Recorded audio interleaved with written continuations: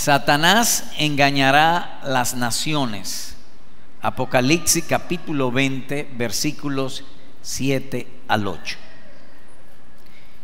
Cuando los 1000 años se cumplan, leo el verso 7, Satanás será soltado de su prisión y saldrá a engañar a las naciones que están en los 4 extremos de la tierra, a Gog y a Magog, a fin de reunirlas para la batalla. El número de ellas es como la arena del mar. En este texto se profetiza que antes del cierre del estado de gracia, es decir, bajo el cual ahora vivimos, los creyentes del pueblo de Dios tiene 2 etapas: el estado de gracia y el estado de gloria. Y en el estado de gracia, en el tiempo en el cual estamos viviendo ahora, donde está ofertándose la salvación, hay lo que se llama la recta final, es decir, el tramo final de la carrera del pueblo de Dios sobre la tierra y previo al regreso glorioso de nuestro Salvador. Y en este capítulo 20 se nos habla de que habrá una terrible y encarnada lucha en esa recta final entre el bien y el mal.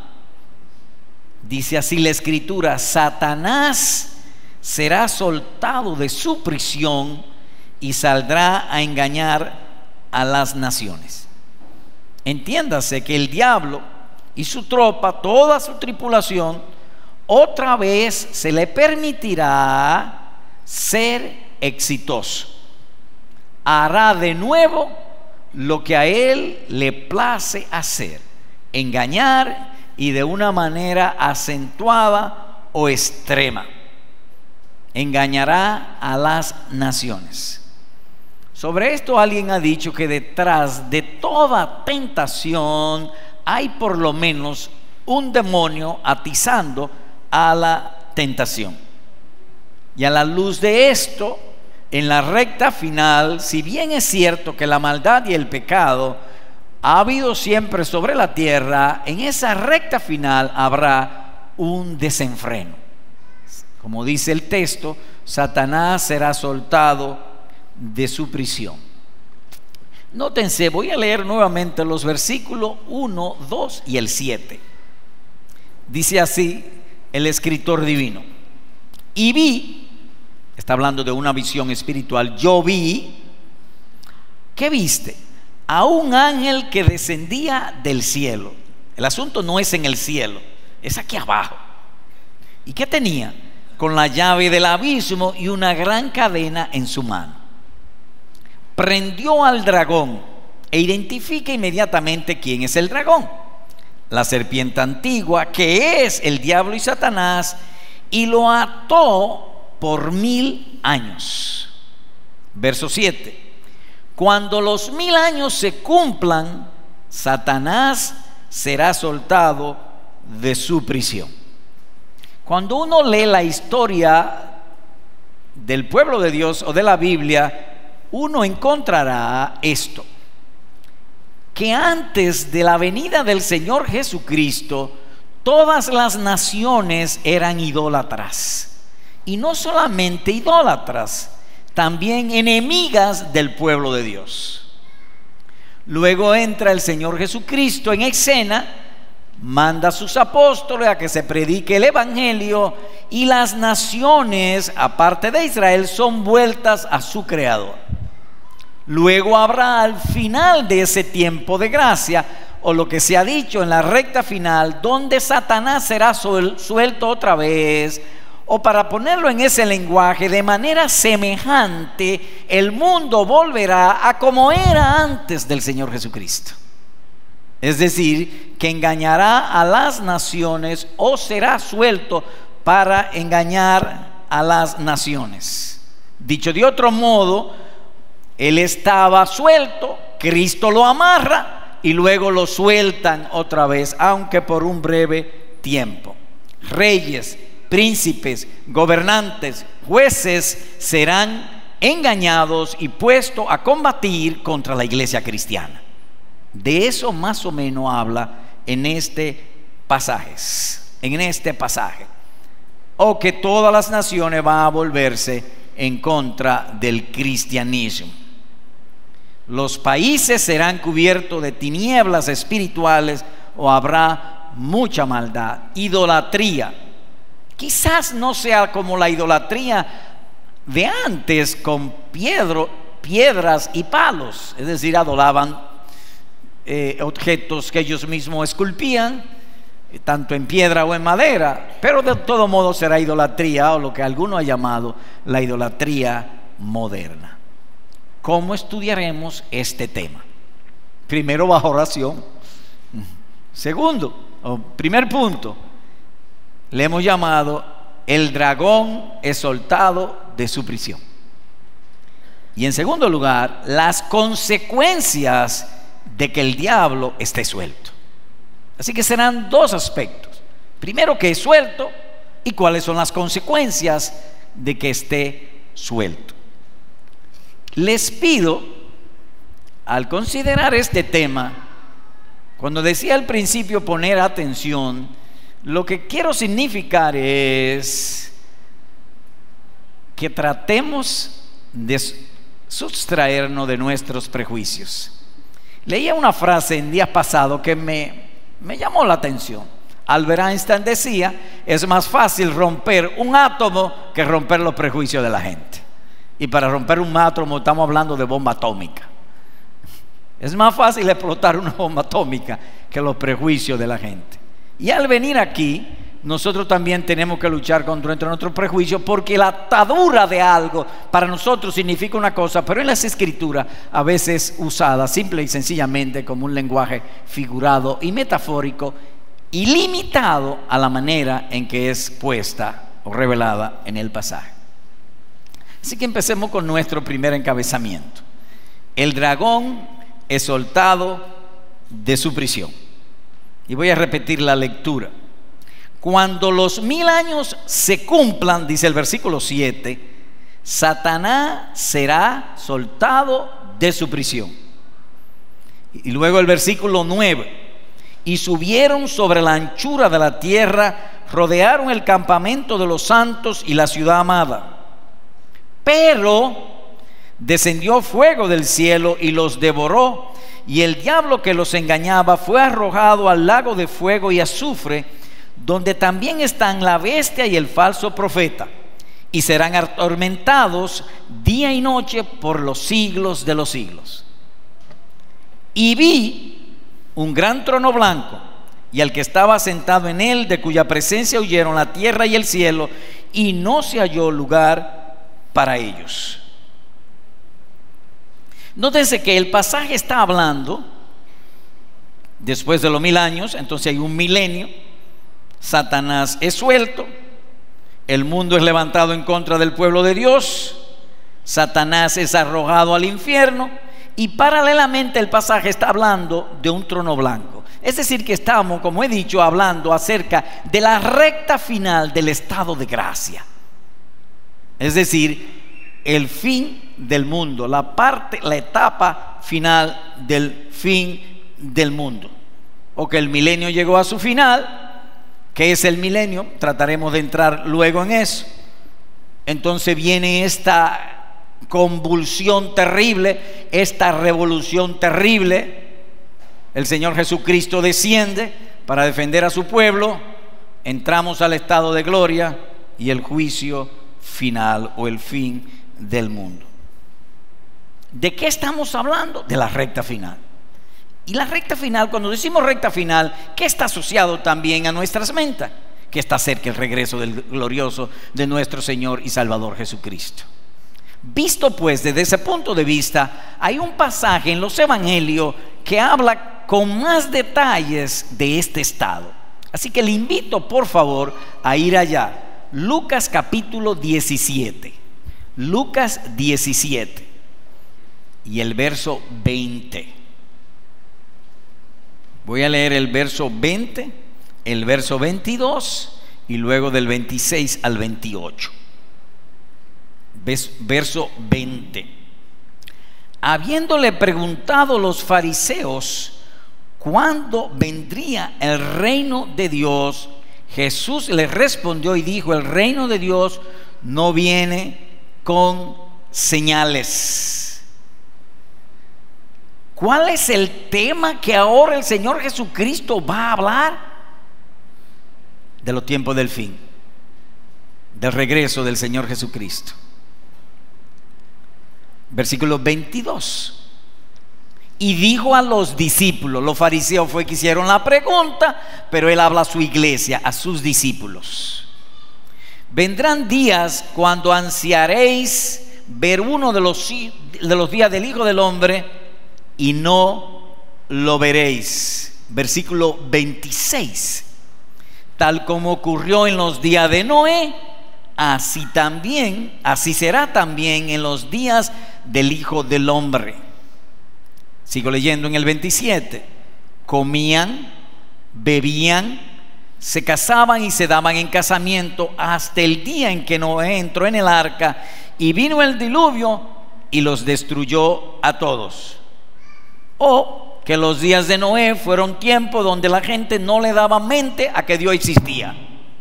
Sería la idea. La gente vivía simplemente ocupado en las cosas terrenales. Comían, bebían, se casaban y se daban en casamiento. La idea de un mundo espiritual o de la espiritualidad de Dios, eso era ajeno a las mentes en esa época.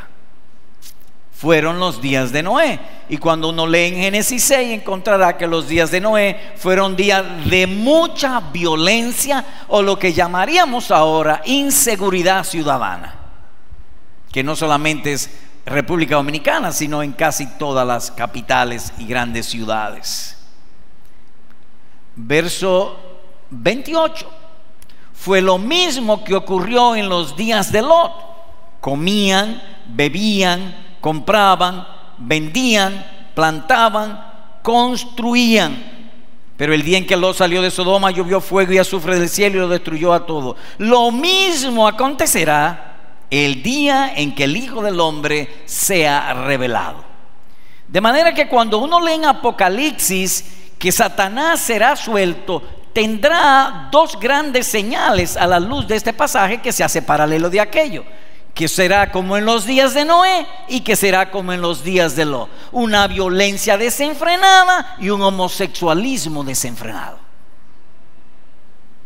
O que eso sucedió cuando Satanás estaba suelto. Cuando Satanás sea suelto otra vez, eso se verificará sobre la tierra. Mucha violencia y un homosexualismo desenfrenado. Como he dicho anteriormente, será como una revolución. Y una revolución es cuando los cimientos son cambiados. Las leyes van a ser cambiadas. A lo bueno le van a decir malo y a lo malo le van a decir bueno. Será como una revolución lo que sucederá. Hay otra señal que simplemente la voy a referir. Y dice así en otro lugar: estad alerta, no sea que vuestro corazón se cargue con disipación y embriaguez y con las preocupaciones de la vida, y aquel día venga súbitamente sobre vosotros como un lazo, porque vendrá sobre todos los que habitan sobre la faz de toda la tierra, dice Lucas capítulo 21, versículos 34 y 35. En breve, que son tres grandes señales, a saber hasta dónde hemos llegado y en base a esto, como en los días de Noé, mucha violencia, como en los días de Lot, un homosexualismo desenfrenado y mucha apostasía o herejía. Y dice la Escritura que será como un lazo.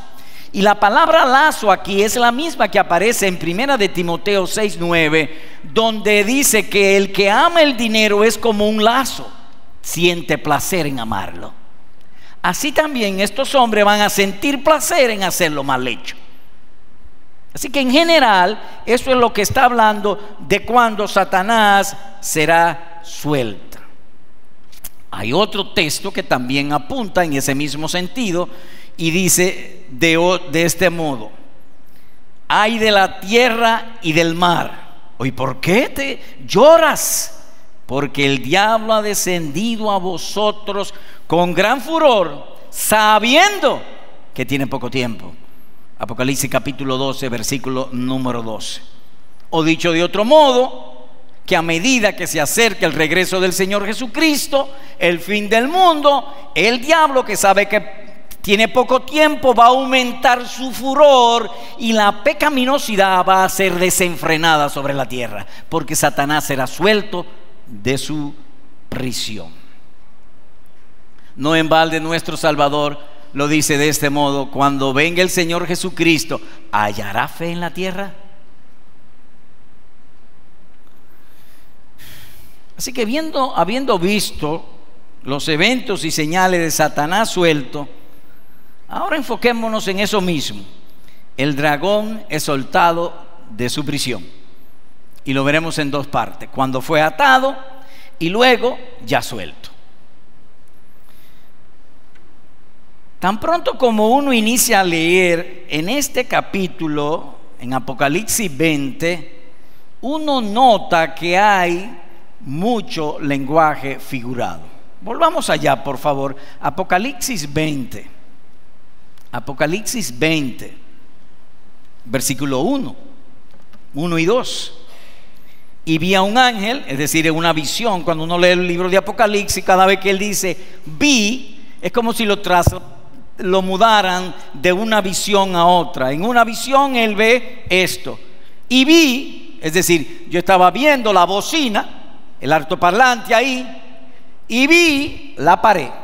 Es decir, cambia, como si cambiara de visión. Y aquí está hablando de una nueva visión. Y vi, ¿qué viste? Un ángel que descendía del cielo con la llave del abismo. Ya notamos que está empezando con un lenguaje metafórico figurado, porque ¿cómo usted le puede poner llave a un abismo? A un precipicio, ¿cómo usted le pone llave? Está hablando en sentido figurado. Y una gran cadena en su mano. Prendió al dragón, la serpiente antigua, que es el diablo y Satanás, y lo ató por 1000 años. El diablo es invisible, ¿cómo usted puede amarrarlo? Lo que está diciendo es que se le han de restringir, o se le restringieron su capacidad de hacer maldad. Es limitado su poder. Es cuando a veces uno dice: a fulano le cortaron las alas. ¿Tenía individuo alas? No, le restringieron su poder. Él era administrador de la empresa, pero le cortaron las alas.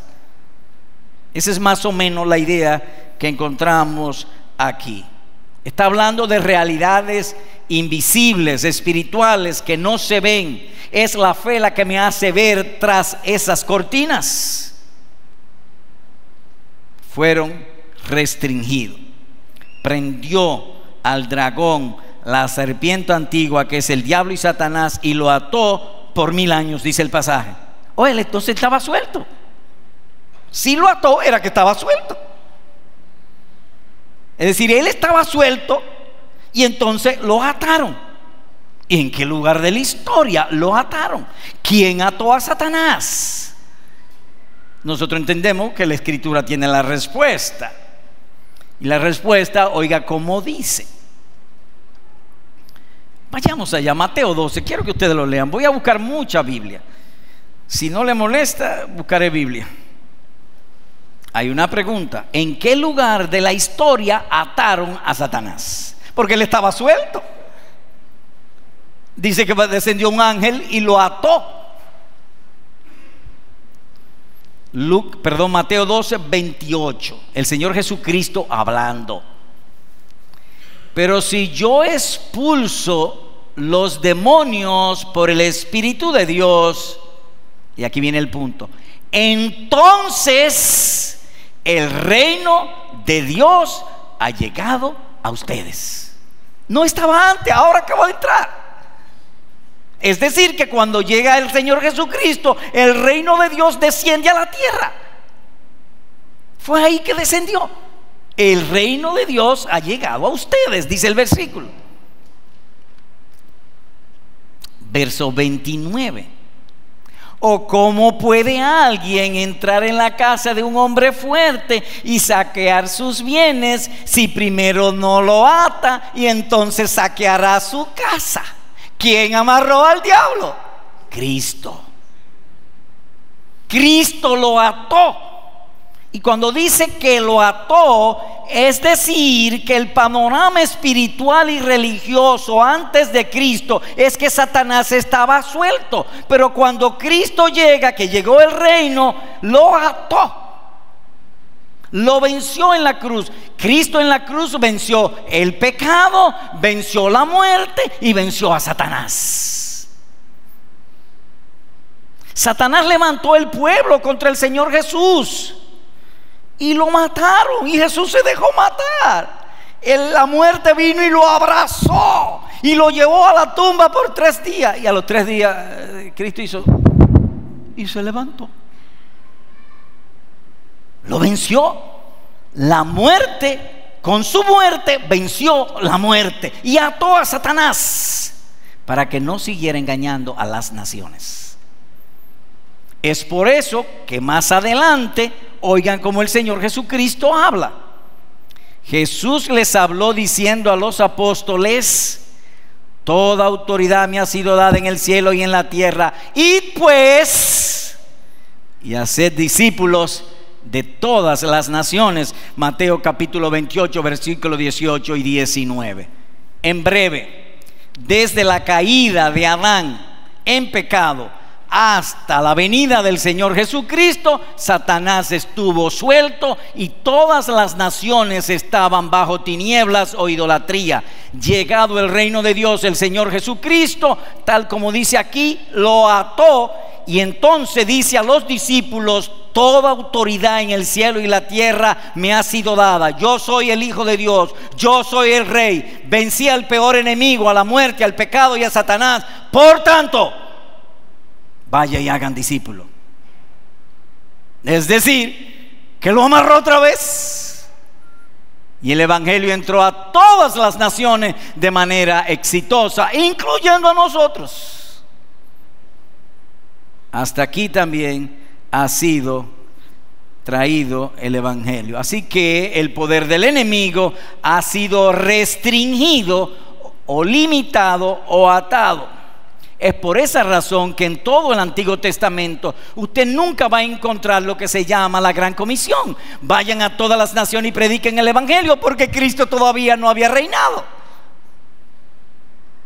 Es en la cruz y en la resurrección que Él se hace rey. Dice Romanos 1:4 que mediante la resurrección Él es declarado el rey o el Hijo de Dios.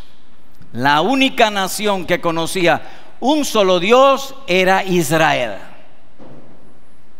Pero el ataque del enemigo fue tan feroz que se redujo a Judá, a la provincia de Judá. Y de Judá se redujo a Jerusalén.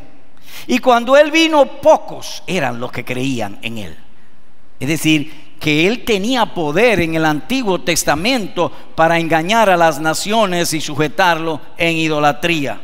Hasta que, como he dicho, Cristo muere en la cruz del Calvario, es resucitado al tercer día de entre los muertos, ascendió a los cielos y con la potestad, con lo que Él ganó en la cruz, manda a predicar el evangelio a todas las naciones, porque toda raza, toda lengua y toda nación ha de adorar al Señor Jesucristo.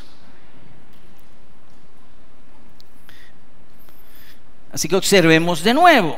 Prendió al dragón, la serpiente antigua, que es el diablo y Satanás, y lo ató por 1000 años. Así que repetimos, y aquí es que tenemos que trabajar en contra de nuestros prejuicios a la luz de las Escrituras y de los textos que hemos visto. Atar a Satanás significa restringirle sus poderes. Recordemos que Satanás es una criatura, sus poderes son limitados, y en el caso de la historia de Job se puede ver esto muy claro.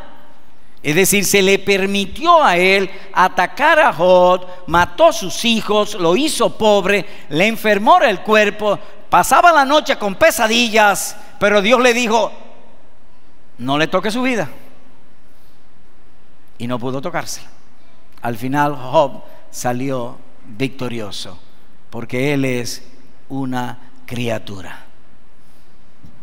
Como dice el salmista, la suma de tu palabra, oh Dios, es verdad. Tengo una pregunta.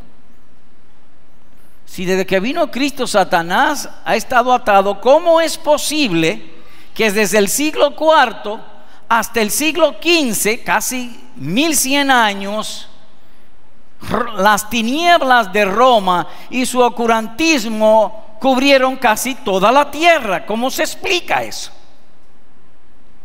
Bueno, Cristo, como decía un puritano, lo hizo para probar que Él es el Rey, que las puertas del Hades no prevalecerán contra su iglesia. ¿Han oído ustedes la historia del ave fénix, que de sus cenizas se levantó? Así también la iglesia. En el año 1490 y pico, Dios levantó un hombre para que hiciera la reforma de su iglesia. Lutero reformó la iglesia se está reformando y seguirá reformándose, porque las puertas del Hades no pueden prevalecer contra mi iglesia, dijo él, y no han prevalecido. Él dejó, como cuando uno dice que le da soga y después ala. Así mismo ha sucedido. Y como está escrito, en todas estas cosas somos más que vencedores por medio de aquel que nos amó, dice Romanos capítulo 8 versículo 37. O que el creyente tiene poder para resistir el mal y vencer, porque Cristo es Rey de reyes y Señor de señores, y Él está con nosotros. Pregunta: ¿por qué Dios permite esas cosas? ¿Quiere usted que le responda? Sí, respóndame. No sé. No sabemos. El mismo apóstol Pablo no sabía ni entendía. Miren cómo él escribe en otro lugar. Dice el apóstol: ahora vemos por un espejo, veladamente, pero entonces, no ahora, entonces veremos cara a cara. Ahora conozco en parte, pero entonces conoceré plenamente, como he sido conocido. Primera a los Corintios capítulo 13 versículo número 2. No podemos, amados hermanos, entrar en las profundidades de la sabiduría de Dios, del Dios omnipotente. ¿Cuál pues debe ser nuestra actitud? Nuestra actitud sea como aquellos redimidos delante del trono. ¿Y cuál fue? Grandes y maravillosas son tus obras, oh Señor Dios Todopoderoso. Justos y verdaderos son tus caminos, oh Rey de las naciones. Apocalipsis capítulo 15 versículo número 3. Muchísimas cosas no hacen los padres sin explicárselas a sus hijos. Verdaderamente que sí. Si entonces el Padre Supremo, el único Padre, hace cosas sin explicárnoslas a los hijos, amén. Porque si tú como papá haces eso, cuánto más Dios lo hará de esa manera. Vuelvo a leer versículo 3 en Apocalipsis 20.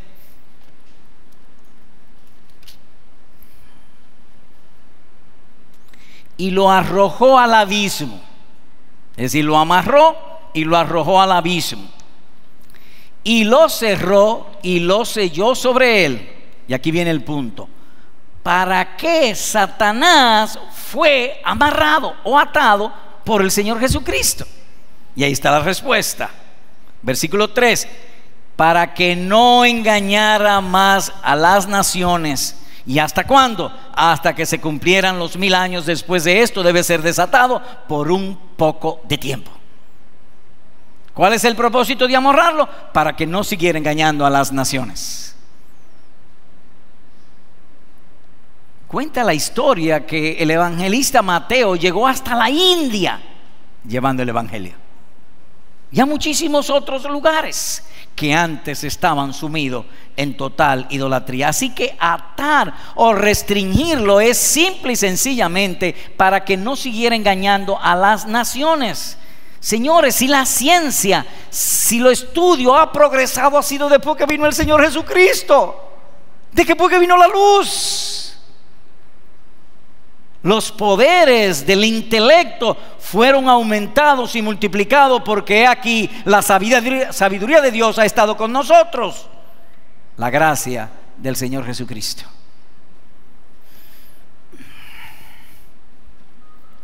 Verso 7: cuando los 1000 años se cumplan, Satanás será soltado de su prisión y saldrá a engañar a las naciones. Y dice el verso 3: por un poco de tiempo, y poco es un adverbio de comparación. Hay lo que se llama el milenio, que es desde que fue atado en la cruz del Calvario hasta ese tiempo, y será un poco. Mucho es más de la mitad, poco es menos de la mitad. De manera que un poco de tiempo, el texto no dice cuántos años exactamente son, pero es menos de la mitad de lo que fue el periodo de la expansión del Evangelio sobre todas las naciones. Y luego de eso habrá una gran lucha, una gran batalla, aunque de muy corta duración.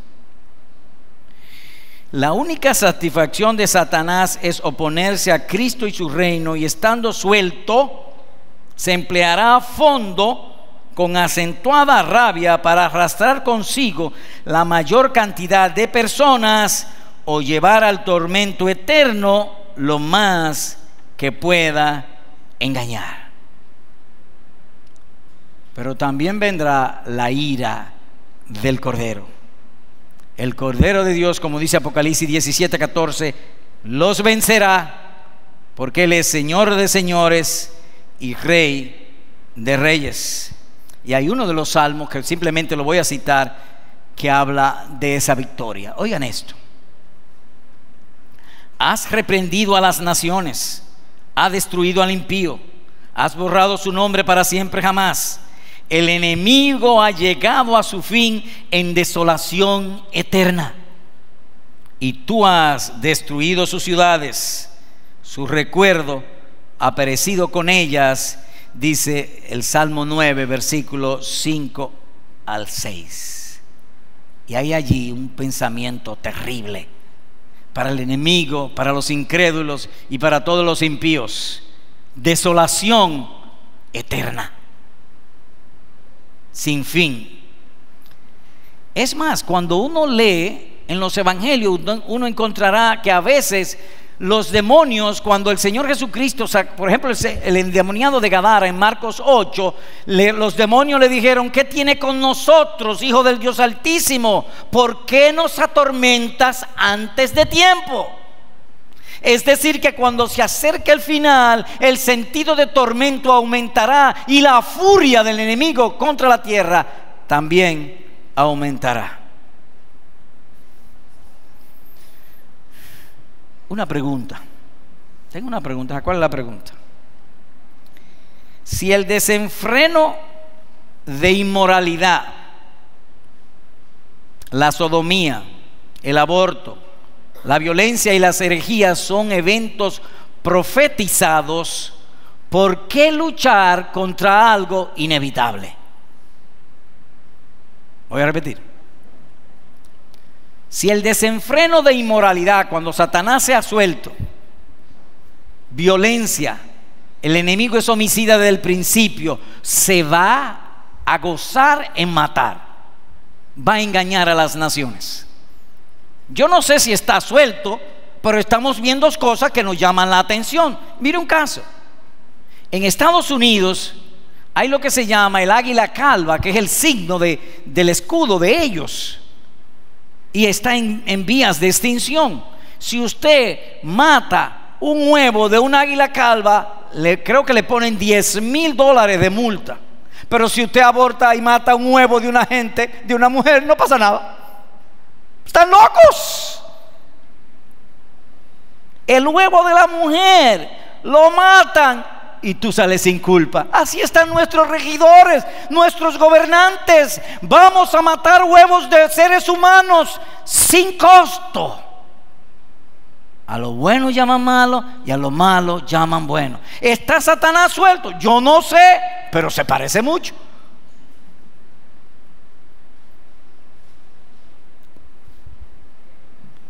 Vuelvo a la pregunta. Si el desenfreno de inmoralidad, la sodomía, el aborto, la violencia y las herejías son eventos profetizados, ¿por qué luchar contra algo inevitable? La Biblia tiene la respuesta. ¿Es tu muerte inevitable? Inevitable, pero Dios te manda que luche para estar vivo. ¿Es el pecado inevitable? Sí, inevitable. No hay manera que yo deje de pecar en pensamiento, en palabras y en obras, pero Dios te manda a mortificarlo. De la misma manera, a esto debemos oponernos en el Congreso y donde sea, en marcha, en todo lo que sea legítimo, y protestar. Porque el creyente no es conformista. Cada día muero y me esfuerzo, dice el apóstol. Estad alerta, permanecer firmes en la fe, portaos varonilmente, sé fuerte. 1 Corintios capítulo 16 versículo 13. En otras palabras, tratas de vivir aunque tú sepas que vas a morir.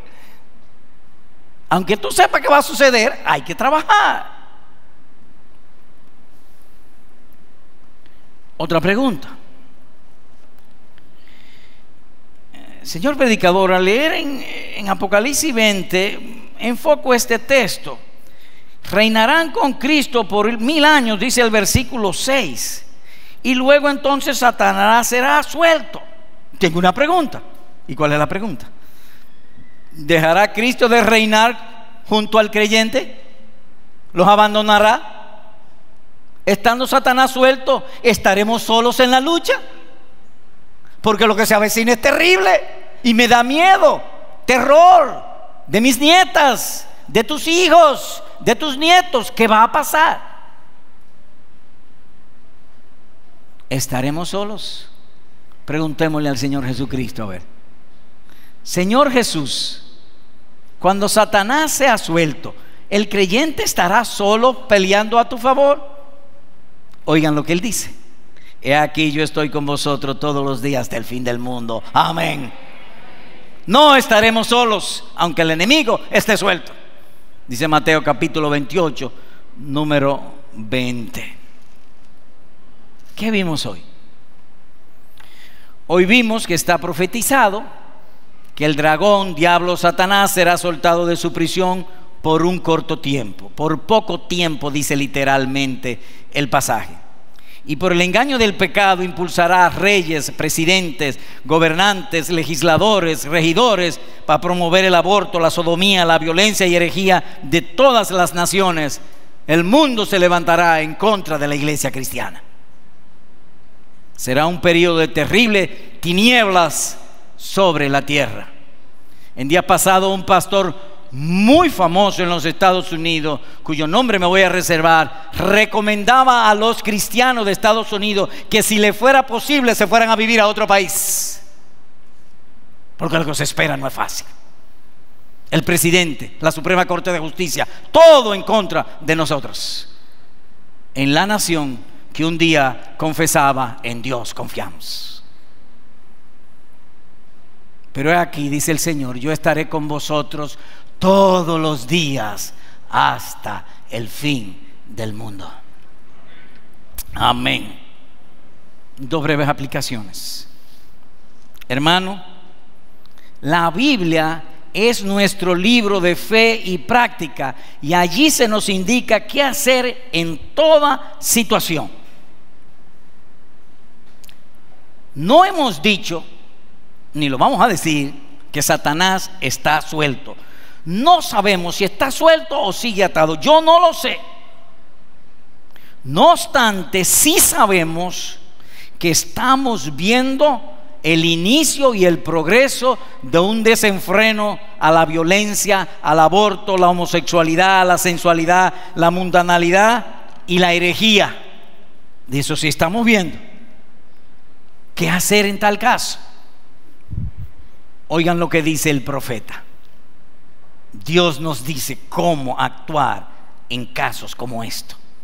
maravilloso. ¿Y saben por qué lo hace? Porque su nombre es Salvador. Su oficio, el deleite de Cristo es salvar. ¿A quiénes? A ti, a mí, a todos. Oigan lo que dice: día de tinieblas y lobreguez, día nublado y de densa oscuridad. Eso es lo que estamos viendo y que se avecina. Día de tinieblas, de ignorancia, nublado, densa oscuridad. ¿Qué hacer? Y es aquí lo que dice Dios a través del profeta. Oigan qué hermoso: tocad trompeta en Sión. En otras palabras, decirlo a la iglesia: promulgad ayuno, convocad asamblea. Joel capítulo 2 versículos 2 y 15. El remedio y protección divina bajo este manto de violencia, de inmundicia, de mundanalidad, de carnalidad, de engaño. El enemigo con toda su tropa en contra de nosotros es orar, ayunar y congregarse tanto como sea posible. Multiplicar la oración.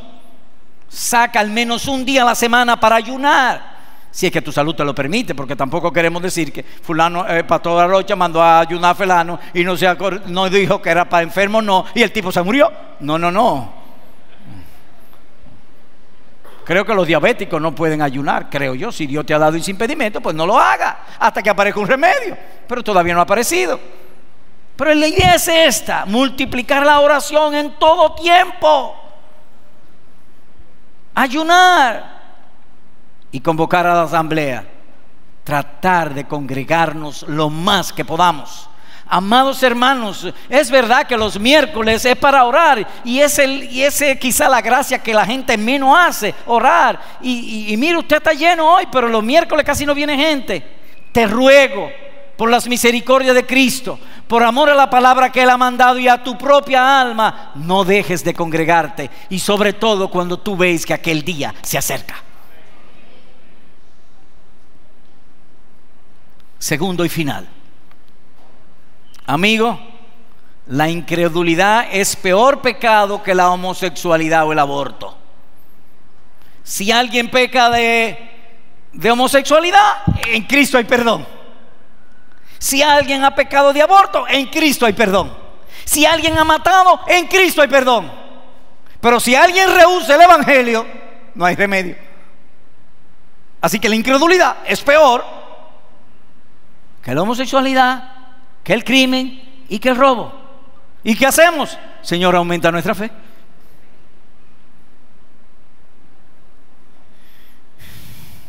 Oiga lo que dice el Señor: cualquiera que no os reciba ni oiga vuestras palabras, en verdad os digo que en el día del juicio será más tolerable el castigo para la tierra de Sodoma y Gomorra que para esa ciudad. Mírenlo ahí. Si alguien oye el evangelio y rehúsa el evangelio, en el día del juicio el castigo será peor que a los homosexuales de Sodoma y de Gomorra, o de los tiempos de Noé, o del embajador. Si no se arrepiente, oramos que se arrepienta, él y todos. Dios no quiere que ningún hombre se pierda. A nosotros nos da dolor verlos. ¿Cómo podemos nosotros alegrarnos de ver un hombre en Francachela y contento de irse para el infierno? Solamente por ignorancia lo hace. Dios tenga compasión. Así que, amigo mío, niño, niña, ahora mismo reconcíliate con tu Dios, ahí en tu asiento. Señor, perdóname mis pecados, presérvame para tu reino celestial, que ciertamente yo he visto que tu palabra es verdad y que el fin se acerca. Amén.